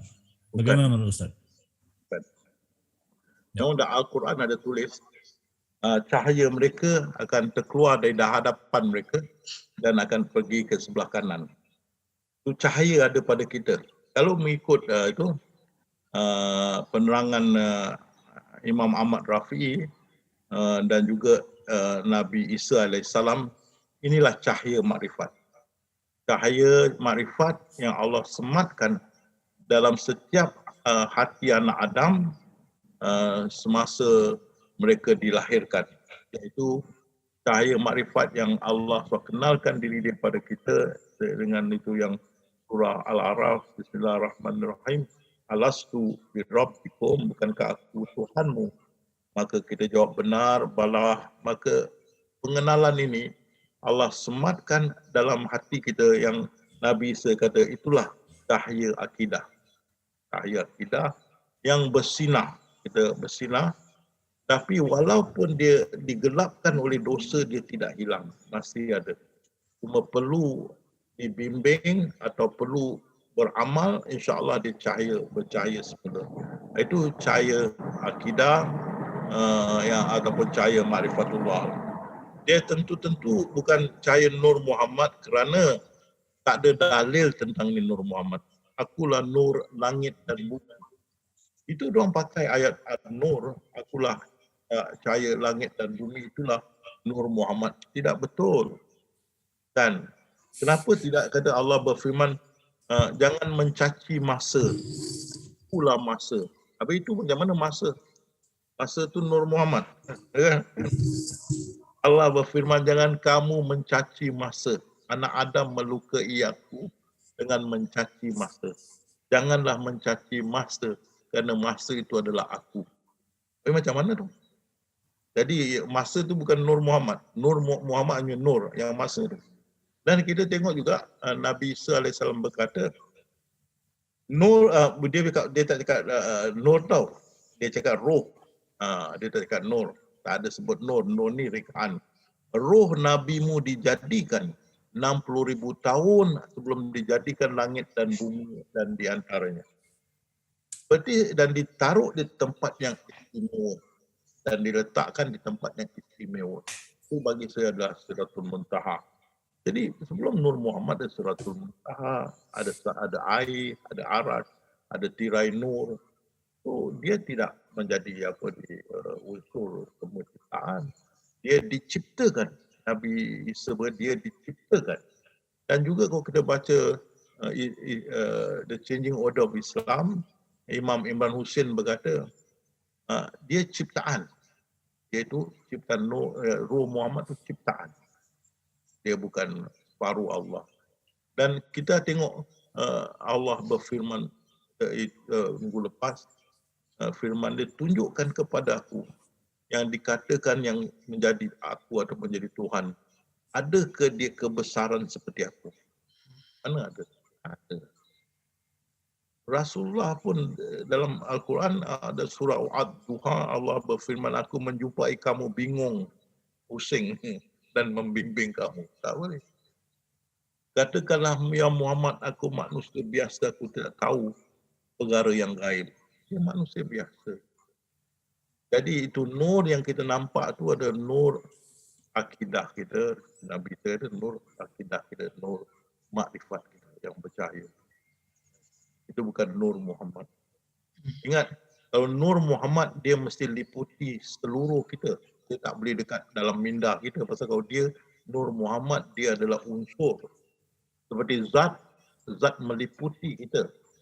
Jadi kita tak dapat melihat zat satu tempat. Kalau kita tengok macam spotlight dalam minda kita, itu Nur Muhammad, berarti dia tak meliputi. Kan? Kalau dia meliputi, dia tak boleh setempat begitu. Kan? Seperti kita zat.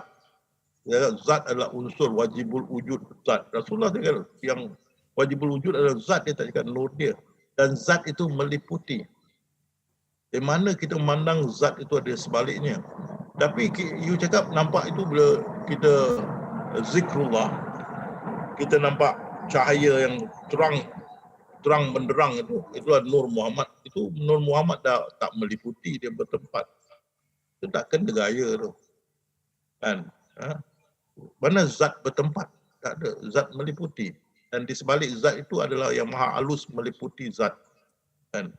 Jadi kita ni daripada atom. Kita diliputi oleh atom. Atom diliputi oleh zat. Zat diliputi oleh yang maha halus. Kalau kita agak nur, maka kita mengatakan kita diliputi oleh atom. Di sebalik atom tu Nur Muhammad. Di sebalik itu adalah yang maha halus. Tapi tak kena pasal dia kata Nur Muhammad adalah separuh Allah. Kan? Jadi dia lebih daripada maha halus, dia separuh Allah. Kan? Tak boleh. Dan dikatakan Ahmad tu tambah M menjadi Ahad, tidak berbeza. Rasulullah dengan Allah, lagi tak betul. Kan? Jadi yang kita boleh zikrullah, kita nampak cahaya seperti spotlight itu, itulah nur akidah kita, nur tauhid kita, ataupun nur makrifat yang bercahaya. Itu dia. Kan? Dan itu tak ada kena-mengena dengan Nur Muhammad. Kalau Nur Muhammad bertempat begitu satu tempat, dia tak meliputi bagaimana dia jadi unsur kita. Dan kita tahu zat tu wajibul wujud, unsur kan dia meliputi. Dia tahu itu dari segi hakikat, dari segi makrifat, kita tahu yang maha halus meliputi. Kan? Tapi tak ada Nur Muhammad. Jadi fahaman Nur Muhammad ni satu rekaan yang dijadikan setelah Sayyidina Ali radhiyallahu an menghalau Ibnu Sabah yang berfahaman wahdatul wujud ke Madain. Dan bila dia punya murid-murid menjadi dengan fahaman wahdatul wujud, Sayyidina Ali radhiyallahu an memerintahkan mereka dibakar hidup-hidup. Sesudah itu ahli sufi bagian pada masa itu menjadi bingung. Kalau tak boleh pakai wahdatul wujud, nak pakai apa? Bila Allah firman kepada diri dia macam mana? Maka timbullah fahaman Nur Muhammad sesudah itu. Sesudah zaman Sayyidina Ali. Tapi seperti Dr. Yusuf Qaradawi berkatakan, tidak ada dalil terus menerus, tak ada dalil. Dan hadis yang ada aku daripada Allah, korang semua daripada aku, itu hadis palsu. Dia ada. Jadi Nur Muhammad ni fahaman yang tidak betul bagi saya. Itu saya punya penyampaian. Ya, terima kasih Ustaz. Semoga tadi Bang Khairul Anam tercerahkan ya, terjawab pertanyaannya. Ya, rupanya ini di chat masih ada yang bertanya-tanya tentang kontak di Malaysia. Mungkin nanti Bang Ashraf ini bertanya kontak telepon ya Mas Malaysia. Mungkin bisa nanti in private ya, di chat itu ada private, mungkin bisa langsung ke Bang Azri menanyakan kontak teleponnya. Oke. Di chat room sudah tidak ada. Sepertinya tidak ada lagi pertanyaan Ustaz. Dia itu ada Ashraf tu mencari buku-buku Yamas. Ya, betul. Itu boleh kontak inilah. Bang Azri ya. Indonesia. Ya. Tak tahu Yamas Singapura masih ada lagi, tu kena kontak Marhamah. Boleh kontak juga Acong, sama ada buku-buku saya masih ada kat sana. Oh, ya. Oke. Ada apa-apa taklimat tentang hari raya yang akan datang kita ini takbir? Iya, ada sahabat yang akan masih bertanya, dipersilakan mengenai hari raya atau yang lain? Ada? Tidak ada nampaknya Ustaz. Siapa ini? Ini lanjut dari Muhammad Nuh. Ustaz, saya pernah waktu sedang sholat dalam keadaan mata terbuka dan tunduk, tiba-tiba ada satu spotlight yang sangat terang. Sehingga mata saya hampir tertutup sebab terlalu terang. Sampai terbuka balik mata, saya seperti biasa. Apakah itu Ustaz? Itulah nur akidah saya, udah biasa tu. Tutup mata, naik, terang betul dengan spotlight. Awak dengar syarahan saya ada sebut seperti spotlight. Hilau sekali. Itu nur akidah lah. Itu bukan nur Muhammad. Itu nur akidah. Dan you tengok kalau you tak kuat ibadah, nur itu akan kendor. Akan kelam. Itu bukan nur Muhammad. Nur Muhammad dia, kalau ada lah, tentu sentiasa terang. Jadi itu bukan, tak ada kena mengena. Nur Muhammad satu rekaan lah. Bukan betul. Satu bid'ah. Ya. Ya, oke, terima kasih Ustaz. Kita sudah mau mendekati pukul 22 Ustaz. Mungkin tadi pertanyaan terakhir Ustaz. Kita lanjut seperti biasa dengan zikrullah Ustaz. Itu kita ingatlah pada Allah. Pasal kalau kita minda bersih, dia akan bercahaya. Seperti kita punya nur, akidah kita akan bersinar. Cahaya makrifat akan bersinar. Tidak gelap dan tidak kelam, bersinar insyaAllah. Jadi cahaya itu yang buat, itu saya ingat Acung ada hantar satu video, kalau tidak Acung ke siapa anda, ada, bukan Acung ke siapa yang menunjukkan satu budak dia salat di masjid, badan dia semua bercahaya. Siapa yang hantar tu Acung? Itu ada satu jamaah Malaysia hantar. Ini Samsul hantar. Budak itu dia sujud, badan dia bercahaya, seluruh badan bercahaya. Ada kan? Ini biasalah. Dan saya pun ada tunjuk gambar-gambar saya yang di jamaah sudah tengok sendiri, cahaya itu keluar ada daripada permukaan itu bersinar. Jadi kalau kita ingat Allah sentiasa, kita meminda bersih, suci, dia akan bercahaya. Cahaya akidah kita akan bercahaya. Okay. Jadi ingat Allah tidak serupa, tidak seumpama, yang dah boleh cuba buka mata, yang belum boleh tutup mata. Baik, bismillah, ingat Allah, fokus, kunci segala segi, istiqamah. Bismillah.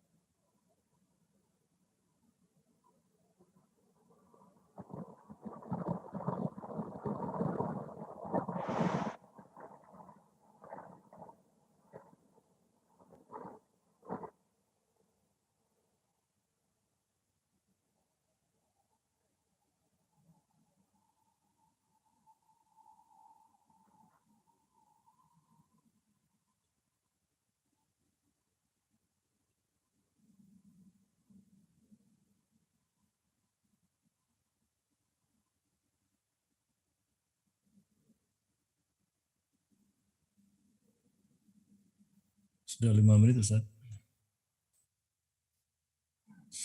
Baik, alhamdulillah, syukur kepada Allah SWT.